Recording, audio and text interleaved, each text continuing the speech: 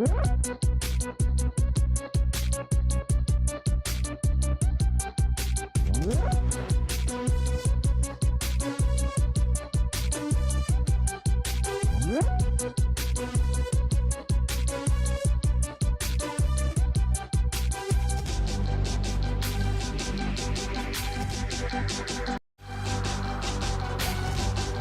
America. Once again, we have our family podcast, Big Sam and Nephews. I am Big Sam, and I'll introduce our cast of characters, which is our panel. Javier is on our panel today. Nathan's on our panel today, and my man Frank Brown is on our panel today. Brown is here. And get started.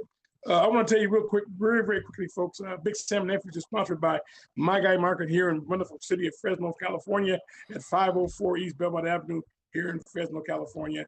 And the owner of My Guy Market is Frank Sanchez, wonderful guy. Also, the Cook Eddies, recovering from heart surgery. So I want to give a shout out to Floyd and Eddie. And also, Federal Sport, I'm sorry, by Big Sam and Nephews, also sponsored by Fresno Social Sports, where adults come to play and connect, and they can have fun, and they're building in one community, one game at a time. And you can go to Fresno Social Sports at FresnoSocialSports.com, and the owner of that business is Eric Young. And we will get started right now. And we were talking about many different subjects at the time, but we're going to talk about NFL football. We have two halves of our show. Go ahead. So NFL preseason is here. We just started, and the Bears and the Cleveland Browns just played. Yeah, so that it's still a learning process for Shador, and they're still going to give the keys to the car to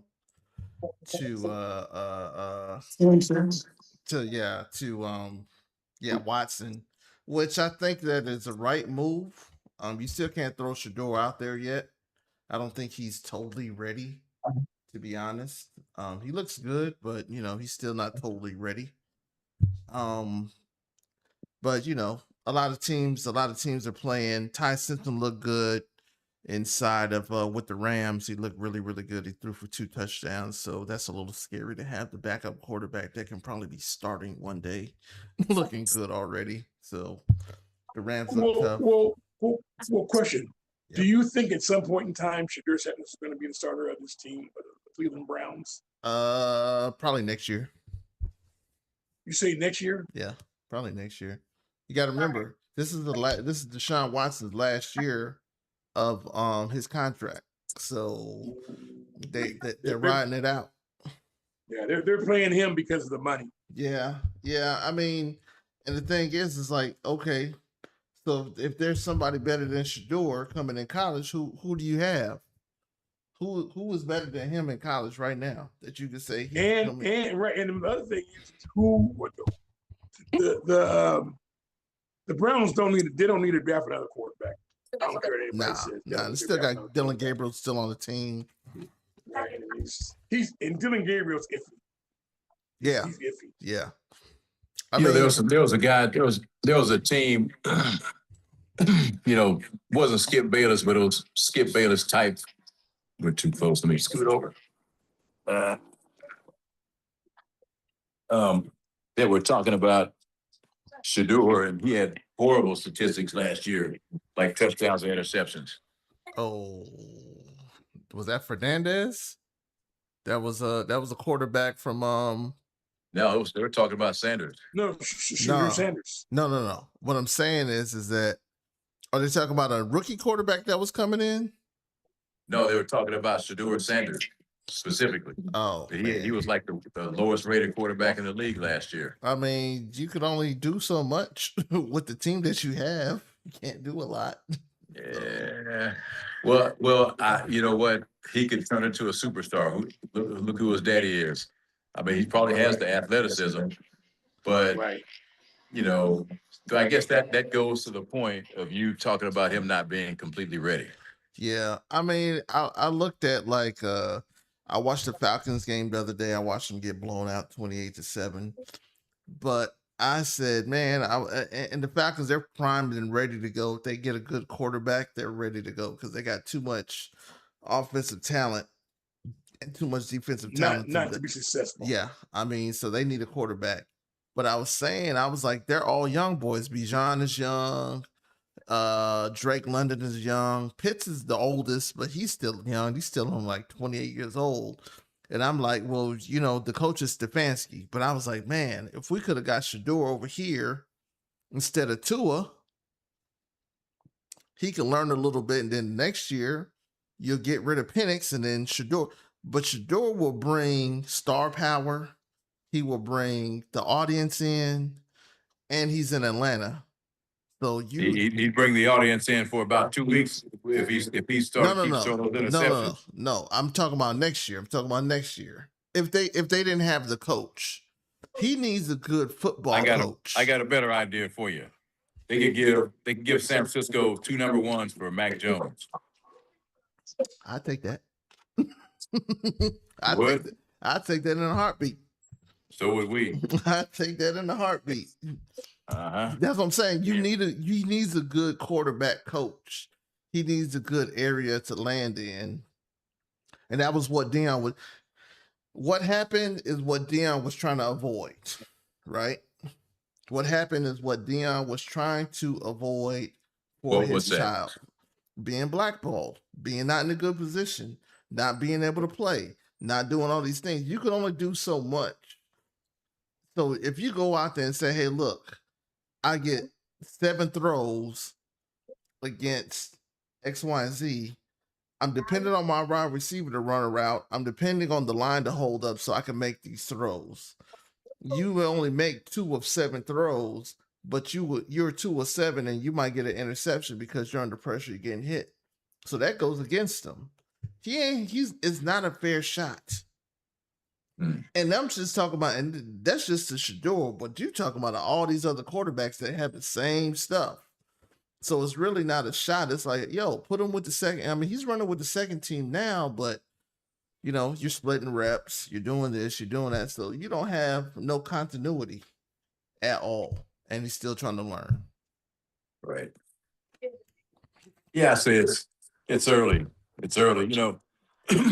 Harold Reynolds he got on the Red Sox case for trading Marcelo Meyer. He was the number 3 rated prospect in all of baseball just 2 years ago. Right. He's a 60 out of 80 hitting, left-handed hitting, might even be switch. I think he's a switch hitter. Middle infielder. Can play all over the infield, right? And they traded him to San Francisco.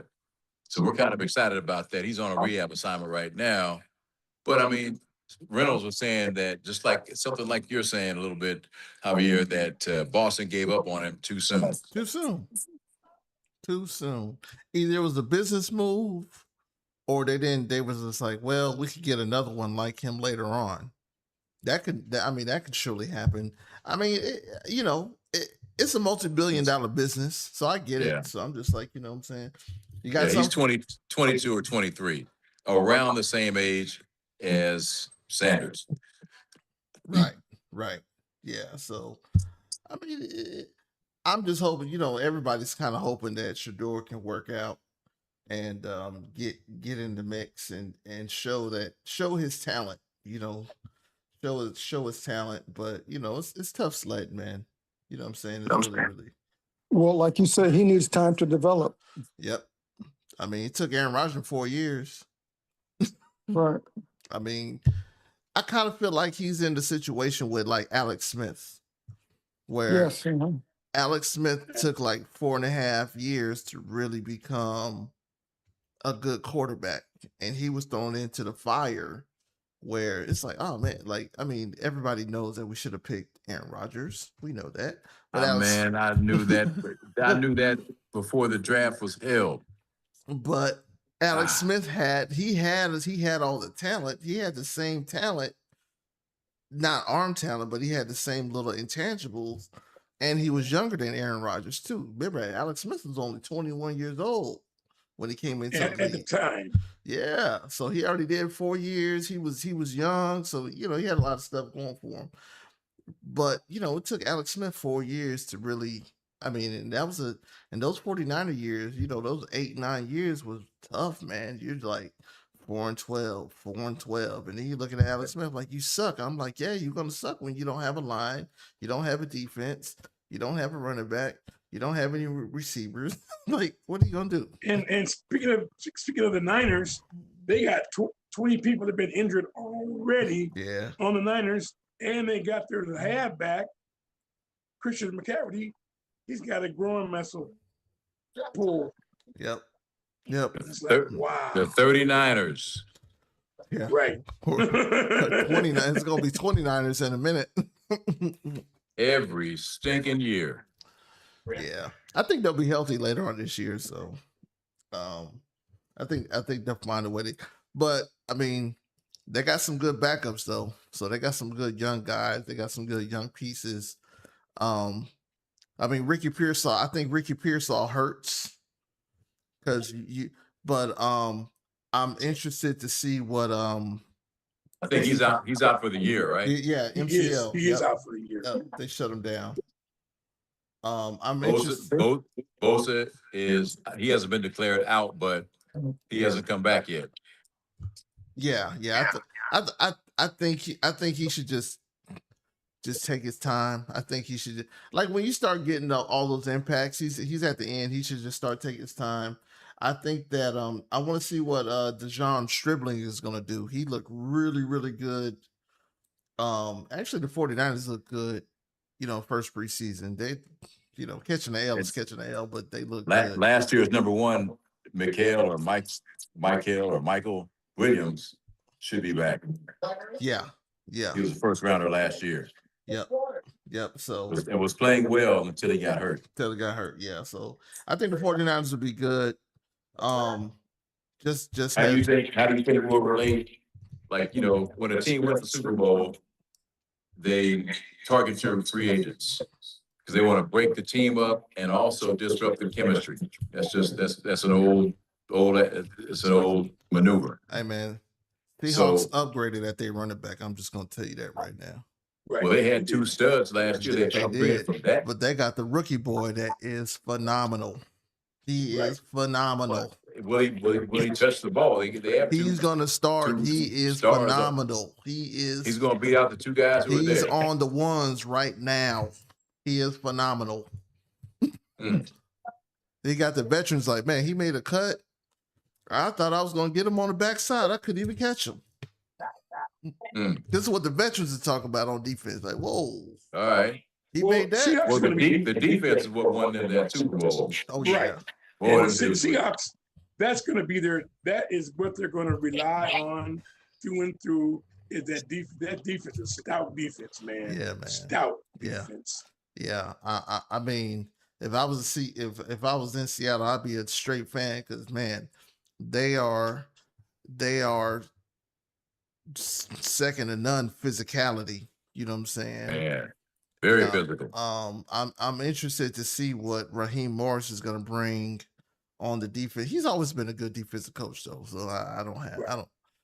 I think Raheem Morris, this is my own opinion, he needed not to be a head coach. He's a better defensive coordinator. He's right back where he needs to be. Right. And he's with the Seattle Seahawks too. No. Don't hurt. No. Raheem Morris is with the 49ers. Oh, right. My bad.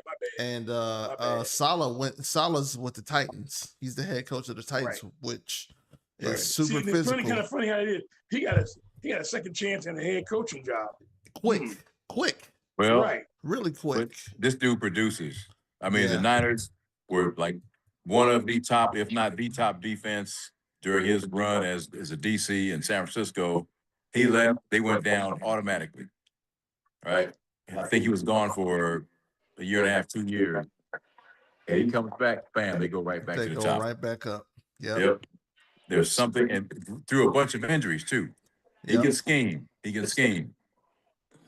Yeah, I'm interested. So I would be watching the Titans this year. The Titans again, it's another young team. Cam Ward, Pollard, all them boys, man. You know, they're only second and third year. He has a young team, but I think he has a way better team than he had with the Jets.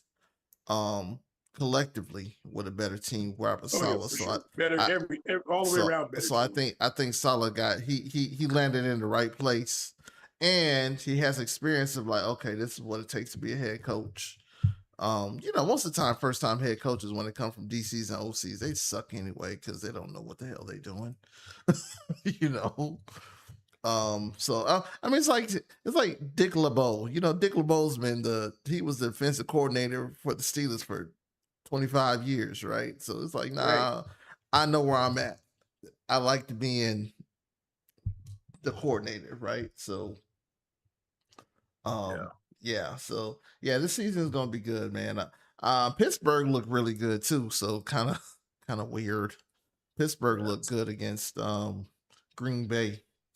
I know it's preseason, but they look decent. You know, look like they could really move the ball.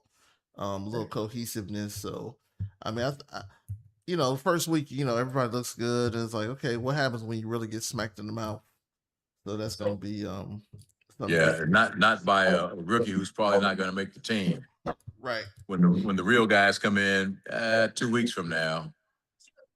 Yeah, that's the tale. Yeah, because I mean the 49ers So how we doing for time? Let me check. We're at 16 right now. All right, probably time to wrap up, Sam. Who do you have? Let's go to maybe 17 and a half. Who do you have taking it? The Super Bowl? Yeah. Whew, that's too it's early. It's too early to tell. And the thing about it is, Nathan, it's just that you just can't. Too much goes. It's going to be. My thing is that when was the last time they had a repeat performer, a back-to-back Super Bowl? Oh, the Cowboys or the Patriots? Been a while. Yeah, Cowboys, the Patriots. Been a while. Chat. Right. Let us know Let us know when the last time the repeat Super Bowl winner was, man. Last time repeat Super Bowl that to me. If you're going by division, I would say that NFC Western division is the toughest division in all of football. Right. The Rams. They're tough. The Niners. The Rams will be one of the favorites. Right. The Niners have stabilized some things. We got our thug back. And then Seattle. That's the truth, man. We won't get pushed around. The only team that is not really doing well is the Cardinals, and the Cardinals are the Cardinals. But the top three in the NFC Western Division are all Seattle, Los Angeles, and San Francisco. Boom, boom, boom, right in that order. Yeah. So, and it's hard. And if there was going to be a winner for the Super Bowl, I would say it's going to be out of those three. Those three teams are going to do. Not Kansas City. Not Kansas City. No. All right. You want to get your sponsors in, Sam? It's been about 17 minutes. All right, listen up, folks. Here we go. My Guy Market. Big Sam Nephews. Big Sam and Nephews is sponsored by My Guy Market at 504 East Belmont Avenue in the wonderful city of Fresno, California, where I live. And it's also My Guy Market. The owner of My Guy Market is Floyd Sanchez and Cook Eddie. So big ups to Cook, Floyd and Eddie. Hopefully, Eddie, you're getting well, brother, because I need that classic cheeseburger sandwich, brother. All right. And also, my guy, Big Sam and Nephews is also sponsored by Fresno Social Sports, where people come to play and they can build a community one game at a time. And you can go to Fresno Social Sports, and Fresno Social Sports is owned by Eric Young. So we're going to wrap this up. We're going to come back, second half of our show in about moments. Thank you. Yes, sir. Be right back.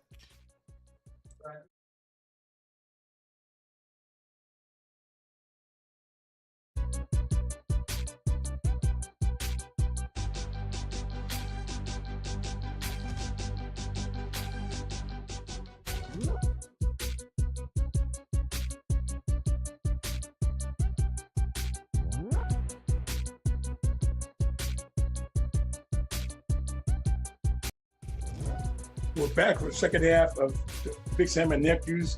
I am Big Sam. I want to thank everyone on the panel, Franklin Brown, Javier, and Denzel. right. I had a brain fart. Anyway, he's the Big Sam and Nephews Denzel. sponsor. He's the Denzel. What a stunt double. No, he is. No, I tell you really quickly, Dathan is an actor, right? And I saw a show on what was that show with Don Johnson? I forgot the name of the show now. But Nash anyway, Bridges. Nash Bridges. Yeah, Oh, he was on Nash Bridges? Yeah. I saw that. I saw it. He was a police officer, and he was A bomb. the bomb. Right. Bomb Thank threat. you. Right. Anyway,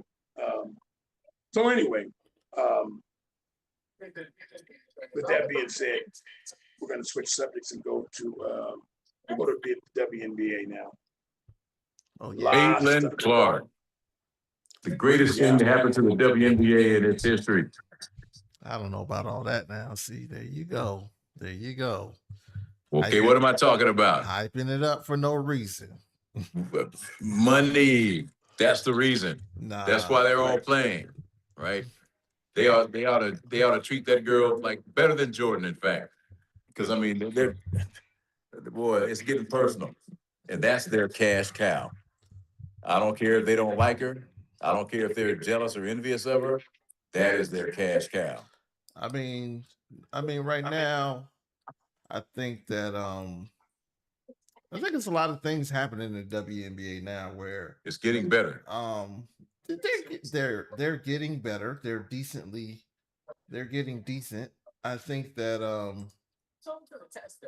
I think now they're for some reason I mean, we talked about this a couple of weeks ago, like the referee calls aren't consistent, and that's an even bigger issue. Not with Caitlin Clark. I think they're past that part where they're just like, hey man, they're playing. She doesn't get texts, da da da da da. But Jordan didn't get a lot of texts either, and he would cuss the refs out. He will call them all kind of ups and downs. When you would start playing, you get that latitude. But now you have a lot of ladies clothesline, just fouling, hard, tough fouls, but then they're trying to, oh, well, she shouldn't do that, and she did that because, she did it to the white girl, and the white girl did it to the black girl, so they're still making it a black and white issue, which is just basketball, and they're making too big of an issue now, where we can't talk about the game. What you can't talk about. But don't you think that it is a black and white issue though? I mean, well, it's not even the case. It's not the Caitlin Clark though. This is not the Caitlin.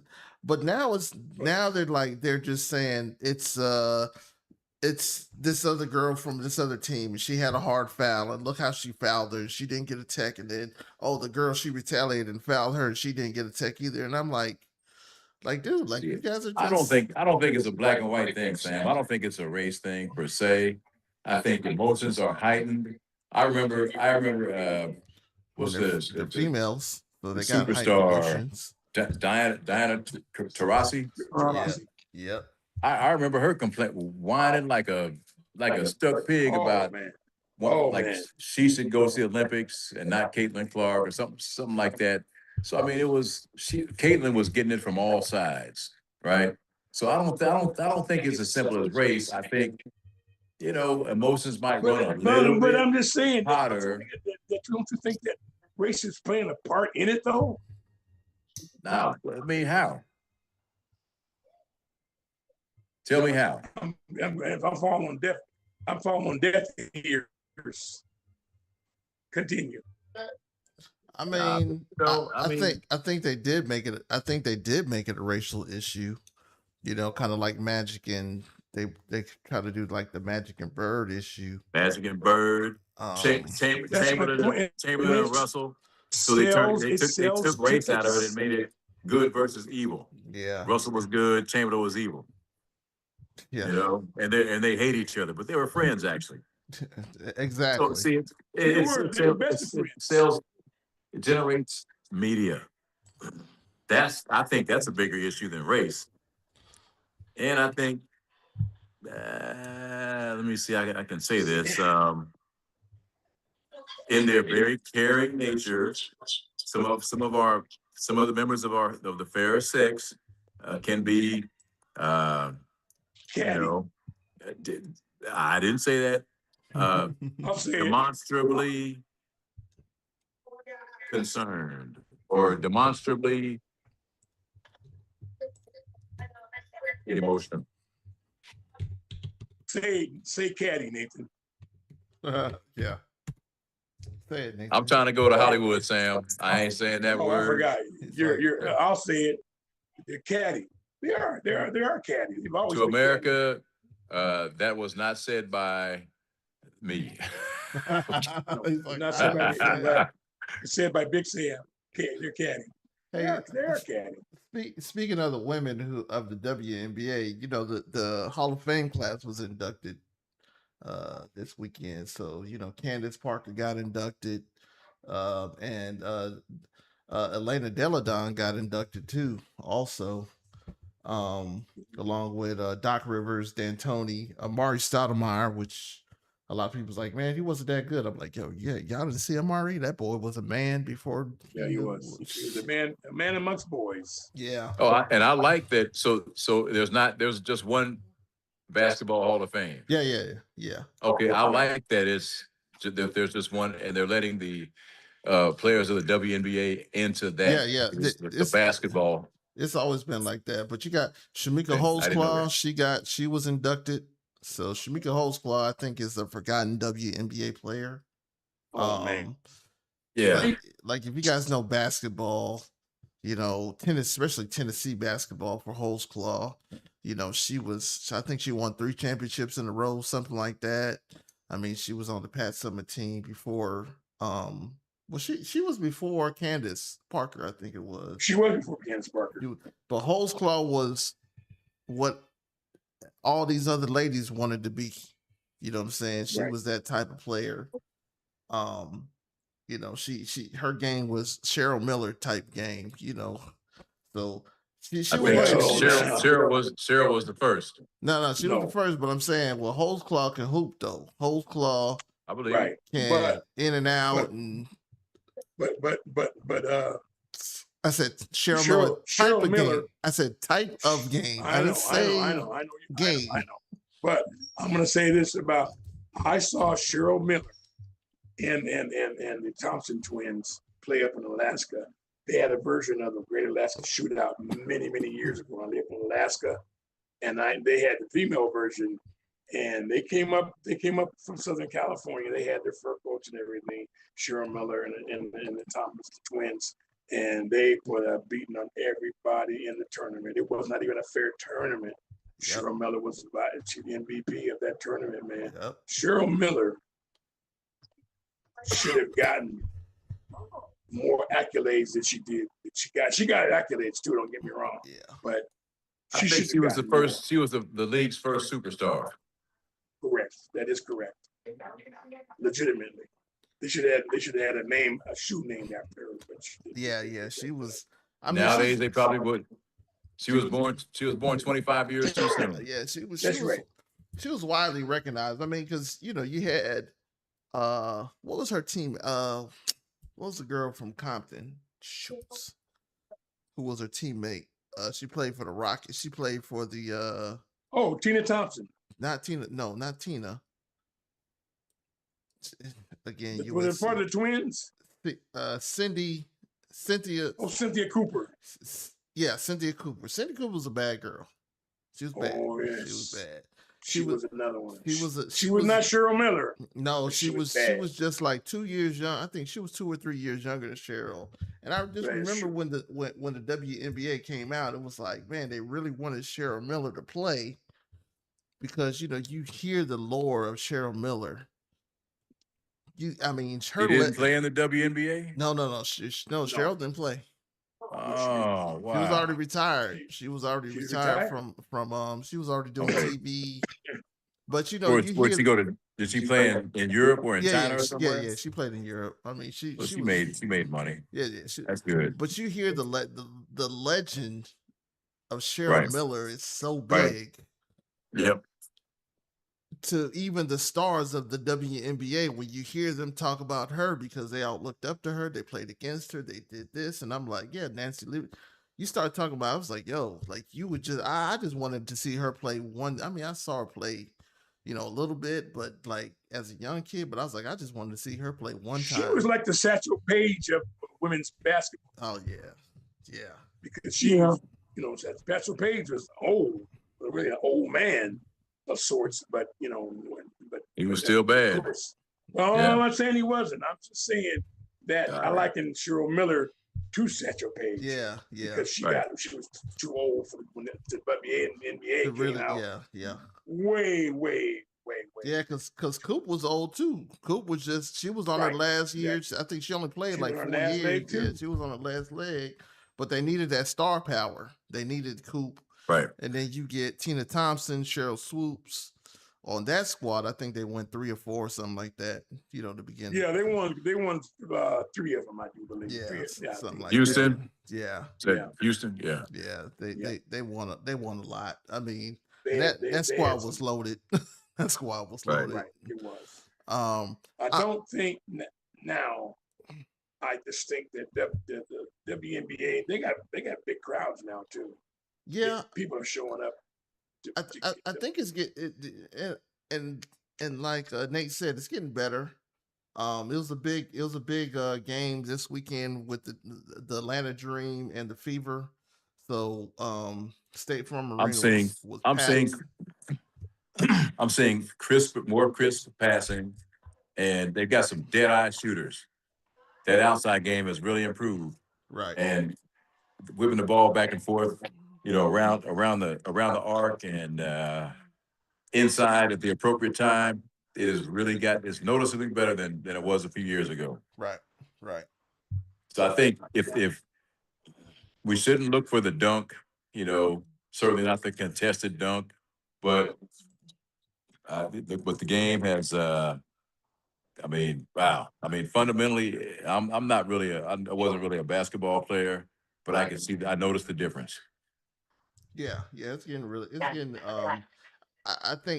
I think they're going to get to the point where they can extend the league more than 40 games or something like that. So I think that's once they start extending, then you'll know that. I mean, because they run pretty good too, though, with the finals and the playoffs and stuff like that. The influx of college talent is really helping them out because the college is really high school and college basketball for females is really blowing up where you really got to be on your game now where it's getting to the point where it's like, hey, these girls are 5-star girls, they're 4-star, 3-star girls going to all these different colleges now. And you gotta get credit to Angel for the dream. Oh yeah. Oh yeah. She's learning how to she was killing, man. I mean, she knows she's learning how to play basketball better. You know what I'm saying? Right. She's really learning how to calm down. She knows when to insert herself in different places. But yeah, I think the Dream is good. They got a good chance to really do some things, man. The Dream has. I mean, Minnesota team's not too shabby. Oh man, Minnesota's loaded, man. Come on, dude. Minnesota's loaded, man. I wish Dallas was better because I love me some Paige Beckers, man. Paige Beckers is a beast, man. I love it. You know what? He's one of the few names I remember. Yeah, she can play. Yeah, she can go. Paige Beckers is actually, to me, is the overall better basketball player than Caitlin. Yeah, Caitlin doesn't have any defense, man. She can't guard anybody. Yeah. Who does she guard? I'm waiting. I'll one. Yeah, I'll wait. I mean, look, Angel Reese, her line was 15 and 14. 15 points and 14 rebounds. Yeah. I mean, Alicia Gray had 32 and 7 and 5 assists, so she almost had a triple. They got a 1-2 punch with Angel Reese and the other young lady, the guard. Yeah. For them, but I'll tell you what, Minnesota's got that point guard. Ooh. Man, they got some guards. They got 3. Minnesota got like 3 guards that can go. Right. They got Olivia. Yep. she's turning into a rookie. The hands down, Olivia's the rookie of the year. Yeah. I agree. No question about it. No doubt Jerry about it. West. Jerry West's son got married. Who did he get married to? Michelle Wee. The tennis player? Yeah. Oh, the tennis player. Yeah. Go ahead. That's girl. right. Go ahead. Money married money. Money. Yep. That's right. And speaking of the Lakers, I kind of think the Lakers somebody bought the Lakers, but I kind of wondered when they have a son and a daughter, Johnny and Michelle. So I was thinking, I wonder what that's going to look like 17 years from now. Well, it might not. They better play tennis because you got to remember Jerry West. So you talk about genetics, right? So I'm not saying Jerry West is not a good athlete. So I'm not saying that. And then Uncle, then we'll get to good. Lakers. I'm not saying you're a little too young to you never seen Jerry West. I'm not saying he's not a good athlete. What I'm saying is, good athlete. Javier, go get on YouTube, man. No, I'm no. Listen to what. Listen, just let me finish. Go ahead. I'm not saying that he's not a good athlete, but when you start looking at athletes of today and what the genetics should be doing, hey man, go to tennis, dog. That's where you're gonna make some money at Andre Agassi. I'm just saying. You never know. You never know. Hey, man. Yeah, it's a shot in the dark. I mean, two great athletes. My favorite, Steffi Graf, man. My favorite. Although I love watching Serena the most, Steffi's my favorite. I was in Germany when she was. Yeah. And let's just tell the truth. I would have married Steffi. Okay, never mind. But she got married to Agassi, right? I know he beat me to her. Man, And no, I never met her. I'm talking trash, but I don't think their kids are athletes, so it's a shot in the dark. You never know.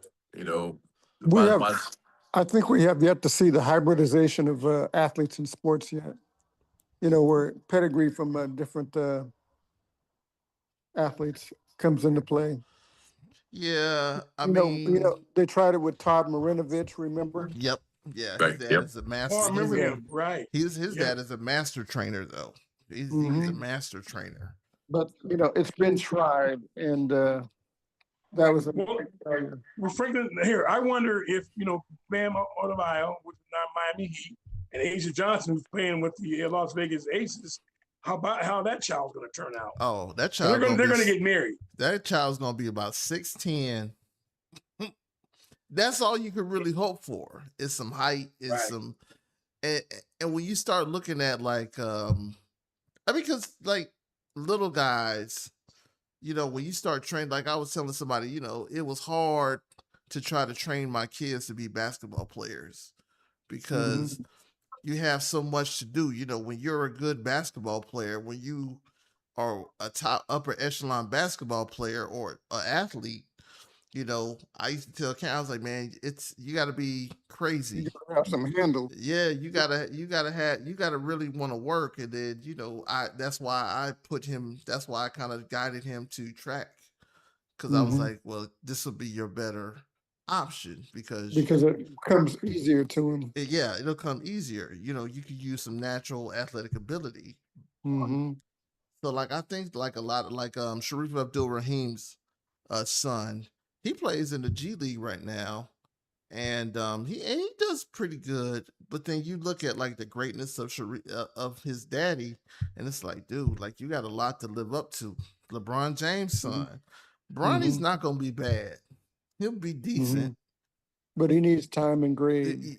But you're not gonna be Michael Jordan's kids. We thought that there was gonna be this, and this. No, man, that's not gonna happen. It's not going to happen, man. So, right. I mean, Archie Manning kind of did it well, right? He kind of did it well to put them in. Archie, what's that family? One of them played for the Ball family. Yeah. He did it well. He did well. No, I didn't meet him, but I heard her on one of the Ball sisters, or he got the three sons. Right. And boys. They would the whole family be waiting for, like, whenever a kid was born, especially a son, they'd wait for the like, okay, what are his dimensions? You know, kid come out, you know, doggone weighing 14 pounds, and the whole family would get excited. Another ball player kind of thing, you know. Yeah, And she talked on the radio about that. The balls, and what's the one of them played, one of the guys played for Houston. He was a lineman. Matthews. Oh, Bruce Matthews. Bruce Matthews. There was a bunch of Matthews Clay Matthews. Right. Clay Matthews. Linebacker, but there was like 3 or 4 of them. Yeah. You know? Yeah. Yeah, the dad, the sometimes uncle, it can work, and the son. The other 99 times out of 100, it doesn't work, you know, but Yeah. sometimes it does. They have to have the love for it. And that's the real thing. I think they have to have the love for it. Akeem Olajuwon's son is going to be the truth. I'll tell you that right now. So I think he's a junior or senior. So I seen him play and I was like, holy crap. And I remember him when he was like in college or high school? No, he's in high school. In Atlanta or where? No, he's in Houston. He's in Houston. Right. He's killing. Okay. He's the real deal. Yeah. Right. I mean, I've seen him kind of grow up. Hakeem is Frank's. That's Frank's center. That's my favorite player, man. That's my favorite player of all time. Is that right? Yeah, him and Scottie Pippen is my. So because I know Akeem Olajuwon personally, like if we was in Houston, we were always at his house or doing things. So, you know, I got lucky, right? I got lucky. So that you know, just he was good, man. Maybe the best footwork in a center in league history. Yeah, I mean, he played soccer. We got a chance to work out with him a couple of times, so that was, you know, that was memorable. That I had that same kind of spindle footwork, dream shake, and kind of took that. And that's why I used to play post. That's what they call it the dream shake, huh? Hey, man, that boy was fire, man. He was bad. He was bad. Yeah. All right, Uncle. How are we looking for time, nephew? We got time. Let's talk about the Lakers, man. Let's not talk about the Lakers, but let's talk about the Lakers. Oh my God. Let's talk about the Lakers. The Lakers it's all white team now. Sam. Woo, pretty much. Yeah, if they can play, they can play. But you give me 3 Larry Birds, I win the championship. Well, you don't have 3 Larry Birds. You got Luka. One wanna be Larry Bird, often injured, and the other 2 guys are just average. Yeah. And they're not gonna really, and they're not gonna go in. And by the way, they sold the team to Kushner. Is that Trump's son-in-law? Yep. No, it's the It's son-in-law's brother. brother. It's the brother. The brother. Wow. Okay. Yep. His dad went to prison, and then Trump okayed him to get out. Yep.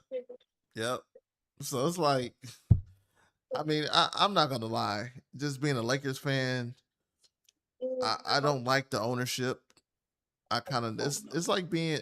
I know what you stand for, right? I know where your mind is. Exactly. So I'm not. You know, I think a lot of Lakers fans are hurt by it because, you know, they know what he stands for. Exactly. It's hard to get excited about that. Yeah. And now you're gutting the team. You bought the team for right. You bought the team for 12 all white players. Yeah, man. So I mean, you know, the Laker fan base is pretty much eclectic, right? It's just the Lakers, right? But every race known to man. But three quarters of that is people of color, right? And celebrities. Okay, well, here's a question: if they won with the team makeup like Sam suggested, but they won titles or competed for titles, do you think that? Yet to be seen, Nathan. Yet to be seen. Yeah, it's not the 50s. Oh, my bad. I said that out loud. Boston. But let's stick with the hypothetical. Let's stick with the hypothetical because the hypothetical is necessary for this question. I believe that if the Lakers constructed themselves like the Celtics of the Bird era, right? Or something along those lines, right? Would the LA fan base support them if they were competing for titles? Or let's say for division championships and going into the playoffs? That's a redundant question. Of course they would. Of Yes, course they would. Yeah. They I would. would. But I would. I said, yet to be seen, see what they do. Yeah, I mean, the problem is not the white or black. That's not the problem for me. The problem is the ownership and what you represent. What he stands for. It's like having the owner. What was the owner of the Clippers? Right. The white Donald dude. Sterling. Donald Sterling. It's almost like having that back. He just got caught. But Right. you're now in the open. Kushner hasn't said nothing crazy, but we know who you support. We know your ideology. We know where you want to go. You don't have to say nothing, but you know what it is. Right. Right. So I think the initial shock of being a Lakers fan is like, dude, like I can't, like, can I support you? Like, nah, man, I can't really. Like, it's yet to be seen of how you. I would suggest that. Okay, we're talking about a group of billionaires. Yeah. I'm betting that at least half of them support are right leaning. They're all they're all right leaning. That's not the point. That's not the point. Of course they do. Yeah. Just like I couldn't like the Dallas Cowboys, Jerry Jones. He said some outlandish things a little bit. Vulgar stuff. But you know what? He knows when to shut the hell up. That's what he knows. And he knows how to apologize and knows how to do the media. So that gets him over. I'm not absolving him. But what I'm saying is, like, when we know where you want to go and it's out in the forefront.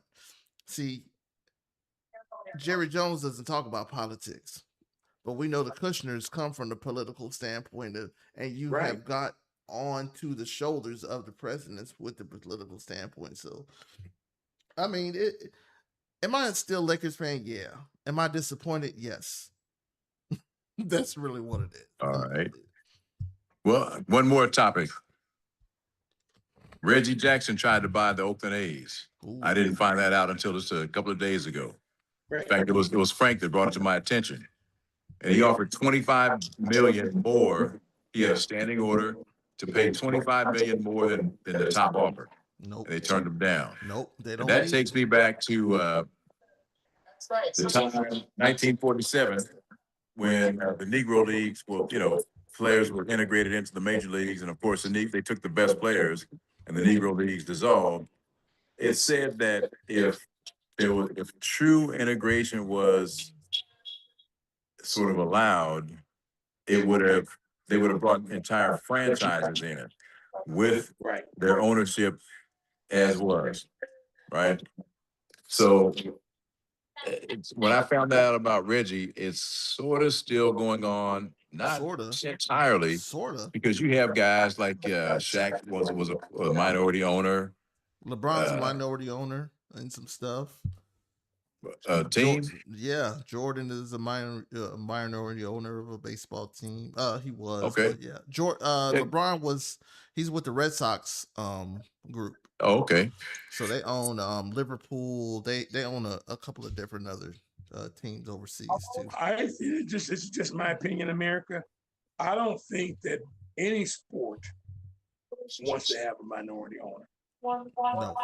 No. But see, they'd rather not have.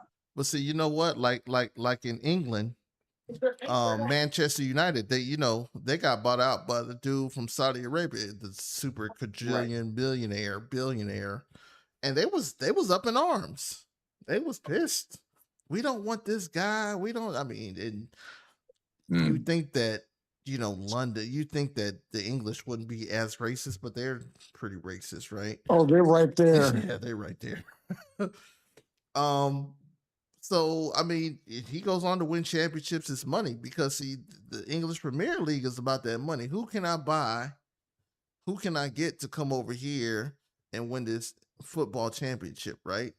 Exactly. So they do the same thing, but yeah, they was upset. I mean, look how they did with Khan bought out the Jaguars. Again, we don't want him to be the Jaguars, and we don't want to. It's always something. But I think baseball is the hardest thing to get into because that's a good that has more standing. That's old money. And it's got old money. And we still some Negroes. Like for real. We still some Negroes to these old dudes that or these conglomerates that own the team. So just to hear that Reggie Jackson had one, I'm glad that he has the capital and he has the people that go. But just to hear that, you don't want to be successful. You don't want that team to be successful. That's number one. Number two, then you go back to when they had the Field of Dreams with him, A-Rod, and it was him, A-Rod, Derek Jeter, and one other person. And they asked him how was it coming up, and he told the truth. I was getting called nigga every day. I couldn't sleep over here. And this is one of the great. He said that on air. I remember. Air. And this is one of the greatest baseball players of all. This is Mr. October. Yeah. And you treat him like that. So you can't treat your heroes like crap. And he's outspoken. Right. That was when he was riding buses in the minor leagues down south. Right. And he's outspoken. And he's pro-black. And it's like, dude, this is not being that. But and the owners don't like him and they don't want him around. Because he speaks this rhetoric that they don't like to hear. Yeah, because he tell you the truth. He tells you the truth. And see, that's my saying, Nathan, is that race is going to always be an issue in sports. It is. You can't deny it. You can't. To me, you cannot make it any different. It's always about race all the time. You can't separate it out. Mm-hmm. No, you can't. It's built in. Right. It is. Well, it's unfortunate that it's that way. What do you mean? You talking about team owners, franchise ownership, or Caitlin Clark, or what? I'm talking about the whole thing, Nathan. The culture. The whole culture of sports and race. It intertwines. Well, that I don't want to argue with you about it because I have my own feelings about this. Okay, I got to break for a second. How are we looking for time, nephew? Hey, no, Ken. We ready now. Oh, okay. Next week, guys, I'm gonna be up at the Kodak Lounge again, having dinner with my son this time. He better show up too. But I'll have my headphones with me, so I'll be on a little bit, but then let you all take over from there. But anyway, Big Sam and Nephews is sponsored by my guy Market at 504 East Belmont Avenue here in the wonderful city of Fresno, California, where I live. And the owner of my guy Market is Floyd Sanchez, and Eddie the cook. Big ups to Eddie and Floyd, and I hope you get very, very, very well very soon, Eddie. I need my classic cheeseburger, brother. All right, and also my Big Sam Nephews, also sponsored by Fresno Social Sports, where adults come to play and connect, and they have fun, and they are building the community one game at a time. And you can join Fresno Social Sports at FresnoSocialSports.com. And the owner of that establishment is Erica Young.